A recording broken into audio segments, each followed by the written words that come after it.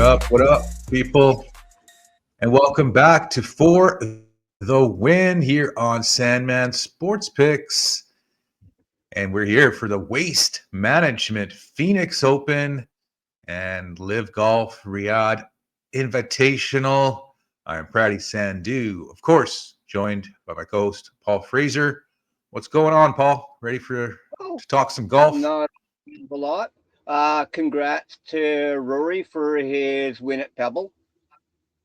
And anybody who took Rory to Very impressive. win Pebble, congratulations. Good bet. Mm-hmm. Yeah, very impressive. He dominated that Sunday, and looked like the old Rory when he puts on that the pedal to the metal. He's very hard to beat, and he hasn't had that much success at Pebble Beach over the years. So goes to show you, Rip and Rory can pretty much win anywhere. Yeah, well, he finally got that monkey off his back at Pebble. So, what other monkey does he need to get off his back? Couple. Well, of he's got that little tournament in Georgia. There's this tournament in Georgia in Augusta. They give out a little green jacket or something like that. I think he's interested in that as well. But that's not important. There are better tournaments around than that one. I mean, come on, geez, you get a green jacket. Ooh, whoop you. Yeah, they make a big deal out of it for some reason. But let's get to some of the picks for the WM Phoenix Open, of course, at TPC Scottsdale. Some people like to call this the Wasted Open instead of the Waste Management Open, because a lot of youngsters will, we have the infamous 16th hole where they'll boo you if you do not hit the green. Drivable 17th, and a lot of risk reward holes on this course, as we know. Par fives, some of them are reachable, some of them are just tricky as heck. I know 15 with the island green can play pretty easy, but if you don't hit that fairway, it's pretty tough to hit in two. So always pretty exciting finishes here at the Phoenix Open, the old FPR Open. Yeah, do you think they're going to break any more attendance records at Scottsdale? Because I mean, like I said, what is it, the 16th hole? I mean, that Scottsdale is one of the few courses that I think has more private boxes than all the other golf tournaments put together. I mean, you see it. I mean, okay, it's a lot of college kids and stuff like that. But yet, I mean, like you said, the 16, when you get there, it's like, I mean, wow. I mean, if you're not a little intimidated, and good on you. But that's one hole that you get up there, and I mean, that one year when Eldrick didn't hit the green, they booed him. Oh my God, did I laugh my ass off on that one? That was so hilarious. Eldrick, the great Tiger Woods, get booed because he couldn't hit the green. Awesome. Right. But I mean, like, they open the gates for 16 at like 6 a.m. and they show that huge, like, just barrage of people running like crazy just to get seats at the 16th. Oh yeah. So I mean, I'd like to go to that tournament, but I don't know if I'd be running at 6 a.m. just to get a seat at the 16th hole. Yeah. But we shall see. We shall see what the future holds. But I'm going to start it off with my I got 3 picks for the Waste Management Phoenix Open. The first pick is going to be Sam Burns, getting him at 24-1. He played pretty well last week at Pebble. Excuse me. He had a top 20. He's coming off a couple of top 20s here. And he played well at this course in the past. Still hasn't won. It's hard to believe in almost, I think, 3 years now. His last victory, I think it was 2023. So it's pretty crazy. I mean, he hasn't won in a while, but he is one of the few guys in this field that can Scheffler. Yeah. So I like that fact. A couple of years ago, he did beat Scotty head to head. So it's one guy who can take him down, and the odds are pretty respectable, 24-1. He's a world-class golfer, and I expect him to step his game up. So that's going to be the number one pick for the Waste Management Phoenix Open. For the second pick, I'm going with Si-Woo Kim, the Korean sensation. He played pretty well last week as well at Pebble, and he's been just here pretty well at TPC courses. Obviously, winning at TPC Sawgrass, and another guy. He's got that killer mentality. Once he gets in the mix, he doesn't really give a shit who's there, who's not. So I'm going to roll with Si-Woo Kim. I like the odds at 60-1, and Si-Woo's playing well. So sign me up for 60-1 with Si-Woo. And the third pick, nice. I'm going back to the well with double K. Kitayama again. He didn't do so well at Torrey Pines for us. He missed the cut. Yeah. He was market, so can turn around. He had a really good silly season. The fall swing there, he was like top 10, pretty much in every event. So he's a smaller guy, but he just crushes the ball. And on this course, I mean, doesn't hurt to have that length to be a great driver. And at these odds, I mean, 75-1.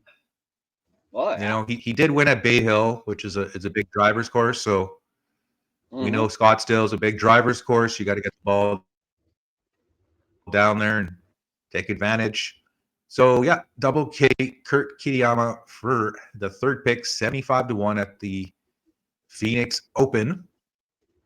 Yeah, and then I'm going to correlate that with some top 20 picks. So I will have Si-Woo Kim at plus 187 for a top 20, and that includes ties. So if they tie for 20th, I do get paid. Kurt Kitayama as well at plus 220 for a top 20, and then Davis Thompson plus 240 for a top 20. I was looking at taking these last two guys straight up, but just decided against it. I wanted to go with some live golfers, and Thompson plus 240 for a top 20, and Sam Stevens, who came second for us at Torrey Pines, and he's been playing well. He's had a couple of top 20 finishes, the second at Torrey, and I believe he was 22nd last week at Pebble. So Slammin' Sammy Stevens is the fourth guy for a top 20 selection at the Waste Management Phoenix Open. And of course, all those picks include ties. So, which is it's nice because if you get a guy who's tied for 20th, some books they don't pay you at all. You have to be in the top 20. You can't be tied for 20th.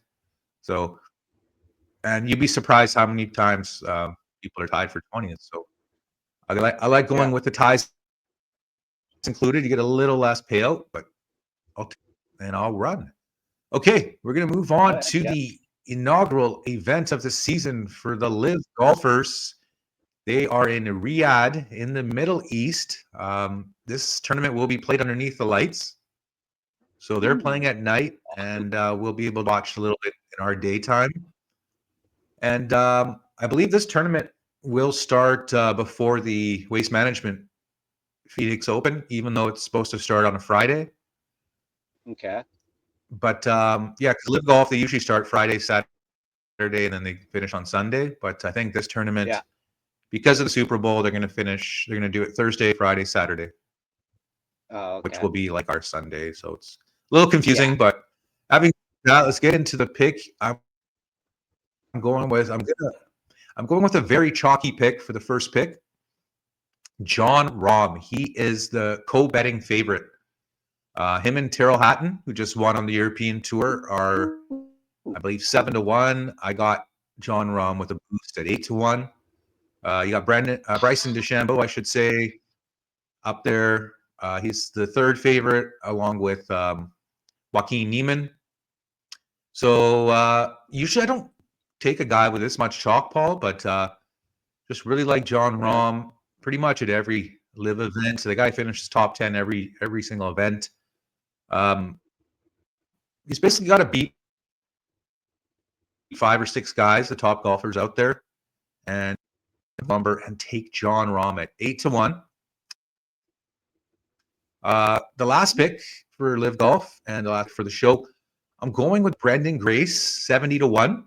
He won the inaugural Live Golf event in the States at Pumpkin Ridge. I think Charles Schwartzel won the inaugural one in England, but the second one was in Portland, and Brendan Grace won that. After that, he took a big nosedive. He went south, like just played terrible golf. But just recently, he was regulated off the tour, and then he earned his way back. So he's obviously been playing some good golf, and he's a long shot, 70-1. He's a South African. Yeah. He's part of the Rippers team. They're all South Africans. So Brendan Grace at 70-1. All top 20 picks I was looking for Live Golf. Ollie Schneiderjans. He just won an event on the Asian Tour, and he's filling in for Phil. And I was looking at him as a top 20, just to get around to it.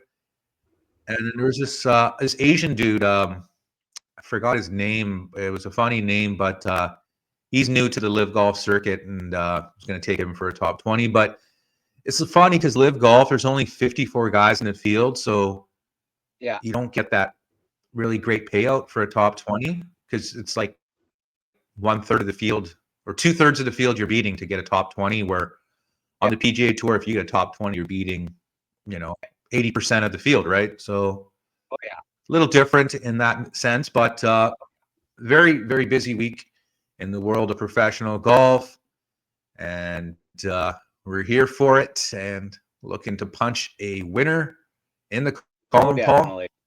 The only ticket we've cashed so far was the Sam Stevens with the placings, which was nice. So we got 5 picks, got some top 20s, everything else in the mix, and let's rock and roll.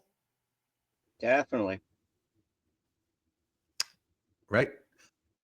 Okay, so that pretty much does it for this week's show. I'd like to thank everyone for watching. Please consider giving us the old thumbs up, subscribing to the channel on Sandman Sports Picks, and Paul and I will catch you guys next time on Sandman Sports Picks and For the Win. Later, y'all. Hang loose. Ciao.